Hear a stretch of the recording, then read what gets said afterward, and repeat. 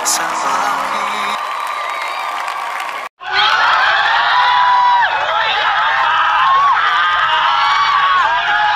Kahit ika'y wala sa aking piling. Sana hintay mo hanggang makatapos ang ng lang kami. Huwag mong pababayaan yung sarili mo. Tandaan ko lang palagi na ikaw lang yung nasa pusong isipan.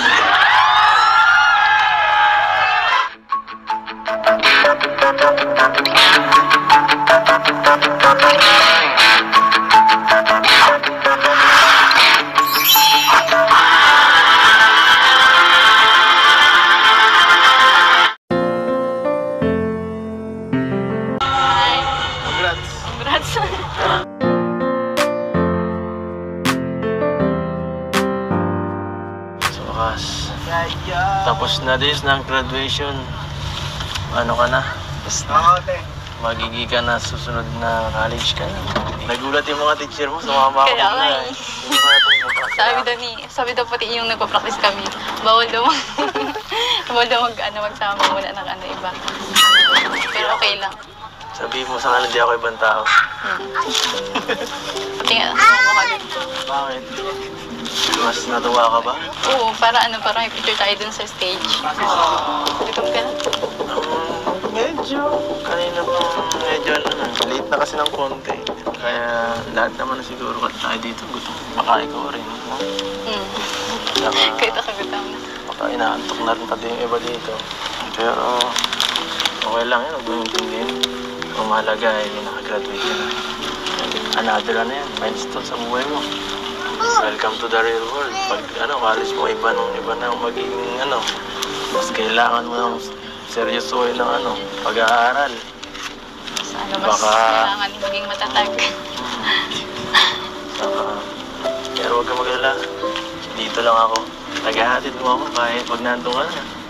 Mas malapit na eh. Anong nararamdaman mo ngayon? Siyempre masaya kasi tapos na yung mga pag-iyak kami ng mga kaklase ko.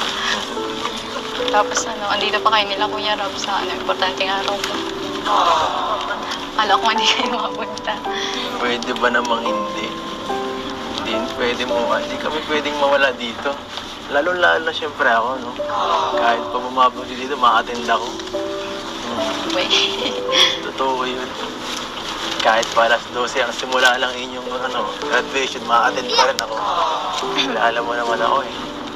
Basta ikaw, lagi akong naandyan. Kaalalay. Alam mo, oras na Kaya nga, salamat sa suporta palagi. Tapos na ang graduation eh. Gusto ko makita yung buhok mo. Yan, Ito yung look. Ganda. Bagong hair ah. Bagong. Kapag mo pa nang nakita eh. Hindi. Nakakatuwa lang. Mas bagay baga. Ano kang gumanda eh. Yan, ganyan lang. Kaya mo muna tayo dito bigyan ng oras ka sa akin ng konti at pag dun sa bahay nyo, wala na dun. Konti lang. Naigingat na dyan si Doc eh. Nahiwalay ng konti sila mama mo dyan.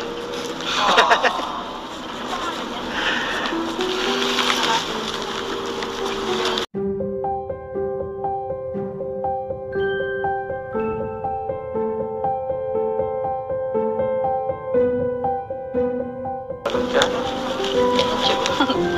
Sige, sandal ka lang.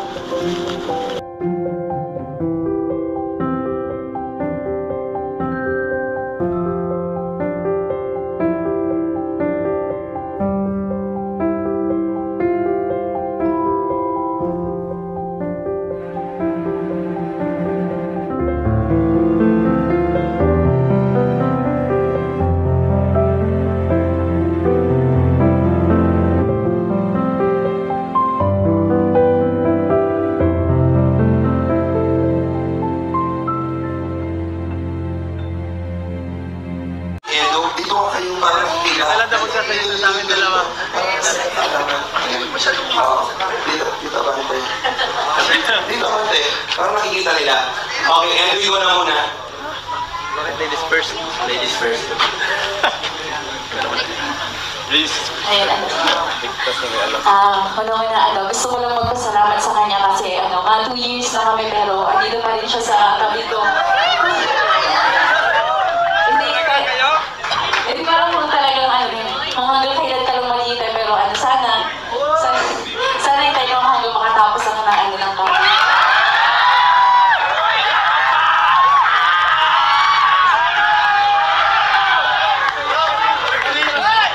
Ang message ko lang isa, hindi pa tayo nagkakasama palagi kasi busy rin ako.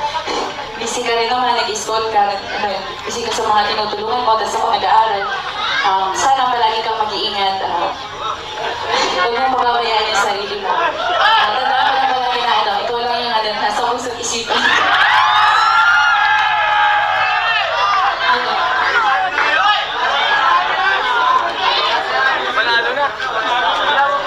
Sa akin, yun nga sabi mo, 2 years na tayo. Salamat din kasi hanggang ngayon hindi ka nagsasawa sa akin kahit na minsan araw ko magulo, minsan wala sa ayos. Thank you dahil nandiyan ka pa din. Minsan alam ko napapayaw ka na pero pero tinitiis mo ang galing. Salamat. Salamat din ako lagi para sa'yo. Alam mo yun. Isang nga. Mel ka, hindi ka na. Ito naman mga kaibigan ang kakabuhok sa lahat ng love team. Dahil hindi lang po sila isang love team, 3 po sila. Napakagwapo po ng lalaki, Adonis. At kaya, tawag sa love team na Eclipse. Unang araw ng buwan. Tawagin na natin, Romeo. Dito. Ay, si Mang Jun na nakatatago. Ang ibig ng isang tao sa isang pagpila. Dalawa sila, hindi ko alam kung sino ang una kong tatawagin. Ikaw ang mag-desisyon. Sino? Mang Jun! Mang Jun! Unahin natin yung may edad. Ang tawag at priority muna natin. Unahin natin yung may edad. Priority natin ito kasi kung mauna naman siya, at least magkakilala na kayo. Galing ito ang bansa ito galing? Ladies and gentlemen, tawagin po natin. Ano tawag? Ano ba pangalan niya? Junibels. Hindi, sige ito. Ano pangalan niya? Junibels. Jonabels. Mga Jun sa umaga, Jonabels. Ladies and gentlemen, Jonabels.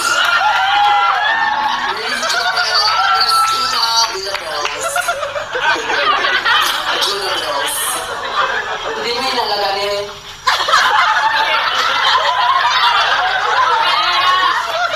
Sino? Hindi mo siya masyadong ilalagarin. Mas mahal niya ako. Sinasabi. Hindi ko kumilas na yung ilalagarin.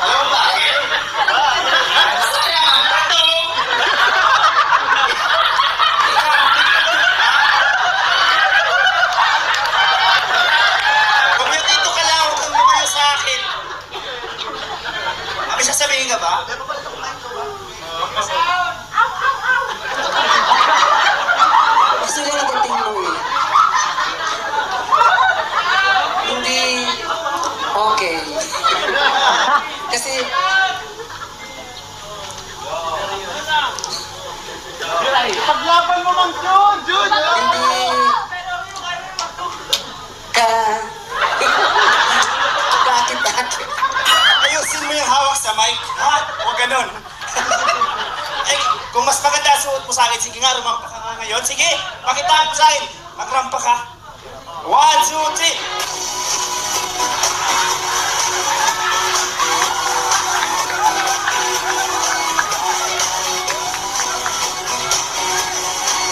Mahina. Mahina. Go nga.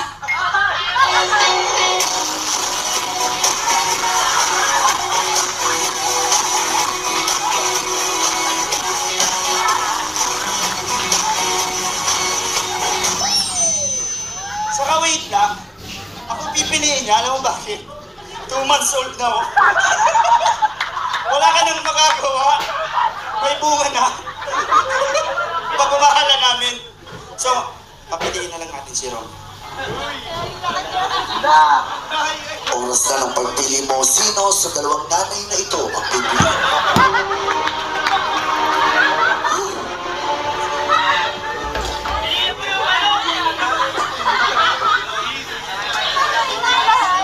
Boss JR, ang hirap bang pinapagawa mo sa akin? Nahihirapan ako sa sitwasyon na to. Pero, idadaan ko ito sa kanta. So, sino sa inyo? Ang puso ko'y litong-lito, litong-lito. Kung sino sa inyo. Oh, oh, oh, oh. Dahil dyan, matagal lang ang kalala, Beshi. Pero, huwag kang maligat. Pero kasi kapag may nakikita kang ibang gay boys na mas pogi, sila na pogi, basta sa akin yung dating.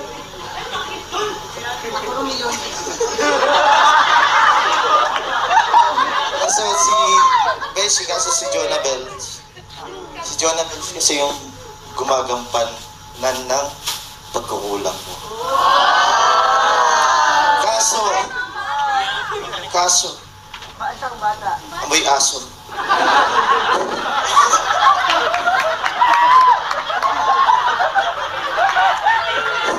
Kaya, ang desisyon ko